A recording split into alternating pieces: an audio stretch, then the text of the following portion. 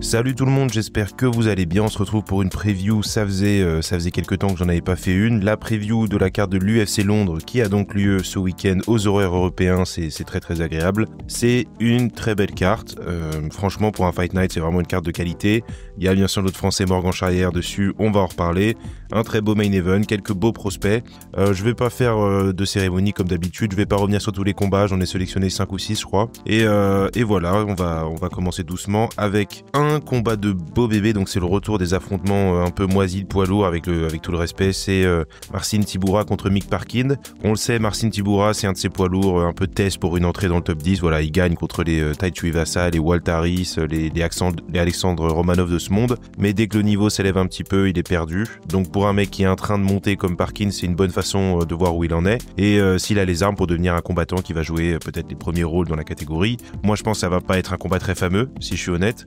Selon moi, une version plus jeune et peut-être un peu plus fraîche de Tybura aurait assez tranquillement remporté ce combat. Voilà, je parle du Tybura du premier combat contre Spivak, du Tybura du combat contre Arlovski qui était plus dangereux sur les phases de grappling, qui prenait moins de coups pour rien aussi, il faut le dire. Et voilà, je sais qu'il sort d'une victoire contre Jonathan Diniz, mais Tybura, il a l'expérience et le bagage technique nécessaire pour remporter ses combats contre des strikers qui ne savent plus quoi faire une fois qu'ils sont dos au sol. Voilà, je parle de Diniz, mais voilà, j'aurais pu parler de Tuivasa, c'est exactement le même cas de figure. Parkin, c'est pas une foot de guerre, je vais mentir à personne, je trouve qu'il a des ressources en grappling, il est plus jeune, il a l'air assez endurant, et même si je le trouve très hésitant en striking, je fais un peu le pari de me dire que son KO dans sa dernière sortie contre Lucas Brzeski va lui redonner confiance en sa puissance. Aussi, il a pas besoin de finir le combat tôt, il a une bonne condition physique, c'est ce qui fait défaut à beaucoup de combattants. Il y a beaucoup de combattants qui veulent finir le combat tôt chez les poids lourds, ils se font piéger comme ça. Ça n'a pas les techniques, en gros, se résume pas à prier qu'une overhand passe, comme c'est le cas de beaucoup d'anciens adversaires de Marcin, et je le vois juste pas faire les mêmes erreurs grossières que font beaucoup de gars contre le Polonais. Je pense pas que ce soit un mec qui va bouleverser la hiérarchie mondiale, en toute honnêteté, mais je pense qu'il va doucement prendre sa place dans le top 10, et d'une certaine façon, c'est un peu, il va un peu devenir le Tybura, quoi.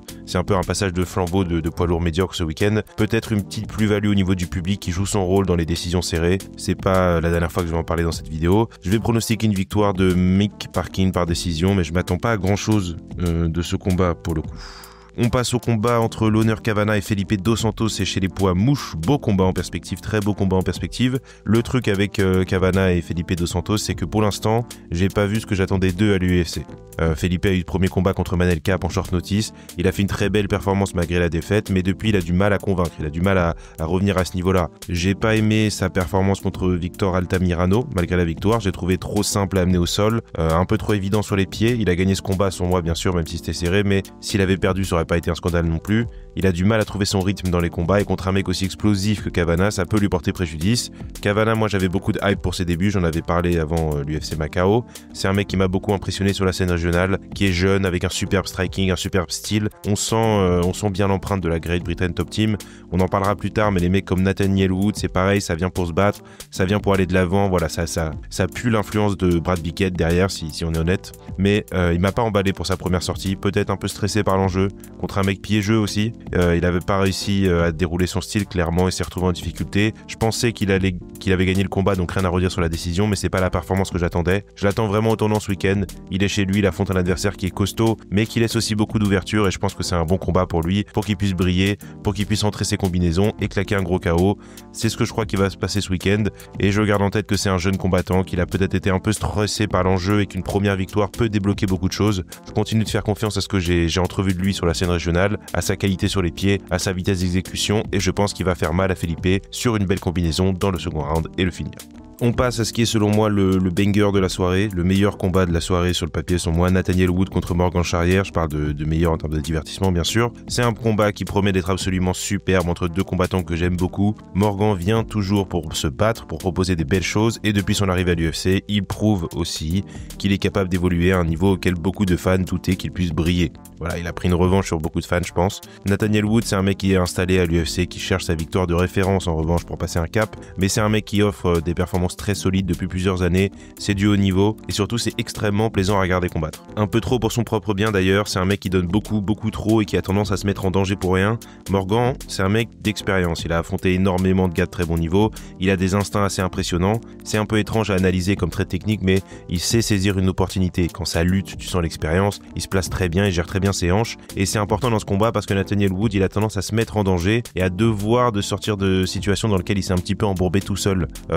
Moi je suis un gros fan de Wood. Et ce que je veux dire, c'est que c'est rare de regarder un combat de lui sereinement parce qu'il va toujours se retrouver dans une situation merdique à un moment ou à un autre et que quand ça va avoir lieu, et ça va avoir lieu ce week-end, les instincts de finisseur de Morgan vont se réveiller et qui sait ce qui peut se passer. Je pense que Morgan va peut-être avoir un peu de mal avec l'explosivité de Nathaniel en boxe en revanche. Ce que je disais sur Kavanagh s'applique aussi à lui et à toute cette équipe. Souvent une très belle boxe, très précise, très explosive. Je vous invite à regarder le second round de son combat contre Daniel Pineda pour voir ce dont je parle. Sur les pieds, je pense que Wood va dominer le combat, si je suis honnête. Et je dois dire que ces derniers temps, il a beaucoup bossé son grappling. On l'a vu grappler au Polaris. D'une certaine façon, moi je pense qu'il aura l'air meilleur que Morgan visuellement, par moment.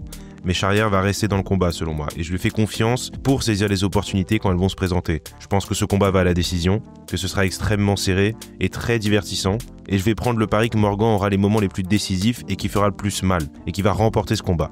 Mais il faut faire attention parce que je pense que ça va être un combat qui va jouer sur des détails, qui s'est déjà fait embourber une fois dans une décision très serrée contre Chepe Marescal.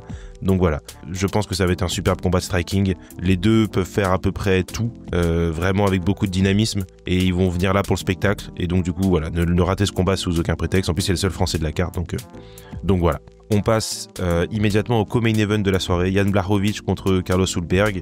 C'est le retour de Jan Blachowicz, retour très attendu. Il affronte la star montante de la division, Carlos Ulberg. Bon, je mets un peu de guillemets parce que Ulberg a presque 35 ans, mais c'est les lourds légers, c'est comme ça, la catégorie est vieillissante, donc on prend un peu ce qu'on peut. Carlos Ulberg est sur une série de 7 victoires. Il sort de son seul combat contre un mec de haut niveau, selon moi, à savoir Volkanovs Demir. Il a eu l'air bon, il a remporté ce combat sans aucun doute, mais il y a quelques trucs qui m'ont quand même pas rassuré pour lui, notamment sa propension à prendre des low kicks. Je vais pas vous faire tourner une compilation de low kicks de Jan Blachowicz, mais disons que j'espère pour Carlos qu'il a préparé quelque chose pour pas en prendre autant que d'habitude, parce qu'il y a un moment où ces gens vont plus pouvoir suivre. Et évidemment, pour Jan se pose la question des blessures et de où il en est sur un plan physique d'une manière plus générale. Il a dû se faire opérer des épaules, c'est une longue absence, mais surtout c'est pas la première fois qu'il se blesse gravement. Il traîne des pépins physiques aux jambes et aux genoux et il vient d'avoir 42 ans. En termes de récupération et de fraîcheur physique, il peut pas être à 100%, c'est impossible. Quand je regarde ce combat, je me dis que ça repose sur le niveau auquel Jan revient, parce que Blachowicz est un niveau au-dessus de tout ce qu'a affronté Ulberg pour le moment, et j'ai pas trouvé Carlos très convaincant jusque-là, ou du moins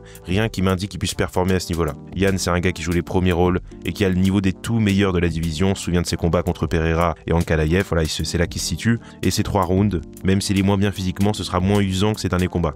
J'ai sincèrement beaucoup de mal à imaginer Carlos Ulberg faire mal à Jan sur les pieds, si je suis honnête, voilà. Surtout, encore une fois, avec cette habitude qu'il a de prendre beaucoup de low kicks. Je regarde ce combat contre Volkan et je le vois galérer sur les pieds contre Volkan pendant 2 rounds et je vois pas comment il peut être dangereux, si je suis honnête.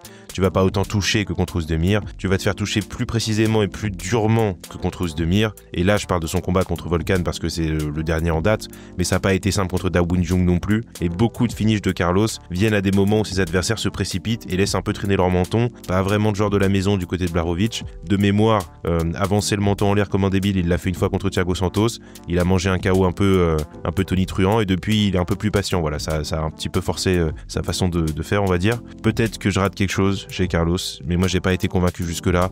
Je crois pas qu'il ait le niveau pour passer ce palier supplémentaire. Et évidemment, je fais un peu le pari que Jan revienne dans une bonne condition physique, ce qui est vraiment pas gagné d'avance. Mais selon moi, il reviendra dans une condition suffisante. Il serait pas revenu sinon. Je vais pronostiquer une victoire de Blachowicz par décision ce week-end.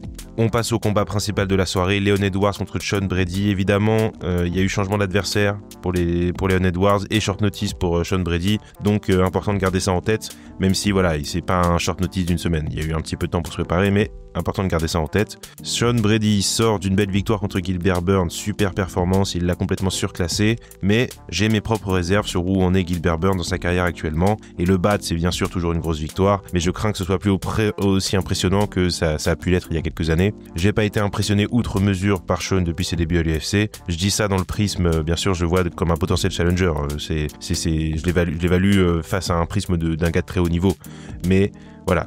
Je me souviens d'un combat assez compliqué contre Michael Chiesa, je me souviens de sa performance très douteuse contre Belal Mohamed, et globalement, cette victoire contre Burns, c'est peut-être la première fois que je me suis dit qu'il y avait vraiment quelque chose chez lui, et pas que en lutte, surtout c'est ça qui est important. Il a livré une performance complète, mais de là à être le favori de ce combat, voilà, selon moi c'est un petit peu fort, parce que Edwards sort d'une défaite certes, mais je pense qu'on est revenu à un moment où tout le monde le sous-estime, de nouveau, voilà, on est très vite revenu à ça, parce qu'effectivement, stylistiquement, il tue les adversaires à gros volume, et il transforme les combats en bourbier, et ça a l'air laid, et du coup ça a l'air d'autant plus laid quand il perd le combat, mais je pense que tout le monde a un petit peu oublié son niveau quand même. Il est chez lui, combat pas au milieu de la nuit cette fois, je pense qu'il va goûter le sol par contre, voilà. Je vois Sean Brady rentrer quelques takedowns, mais je doute qu'il puisse prendre le dos d'Edwards, c'est pas une tâche aisée.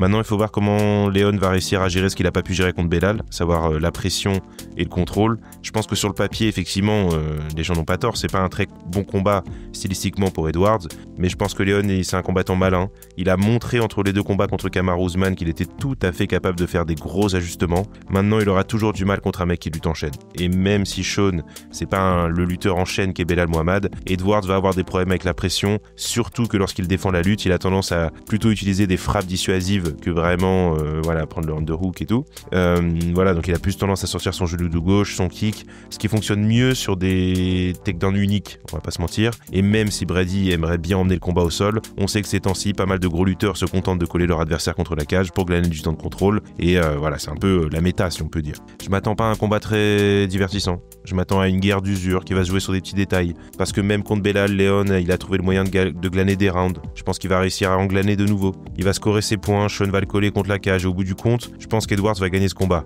Je pense qu'il va voler des rounds entre guillemets, qu'on est à Londres et que des combats serrés, quand ils ont lieu en territoire à domicile, on va dire, on sait où va la décision. Que Brady va peut-être avoir un peu de mal à gérer la pression comme ce fut le cas contre Belal. Qu'Edwards sait qu'il doit faire des vrais ajustements et qu'il les a fait. Ce sera bon prono en tout cas. Peut-être que sur le combat dans sa globalité, on aurait l'impression que Sean Brady devrait le gagner, mais au round par round, Edwards sait gagner des combats. Donc je vais lui faire confiance ce week-end, il n'y a pas de raison. Et ce sera mon prono, Leon Edwards, décision. Voilà, c'était une petite preview, c'est tout pour cette soirée-là. J'espère que tout le monde va bien en tout cas et que vous allez passer un bon moment devant la soirée. J'espère qu'on va tous passer un bon moment devant la soirée.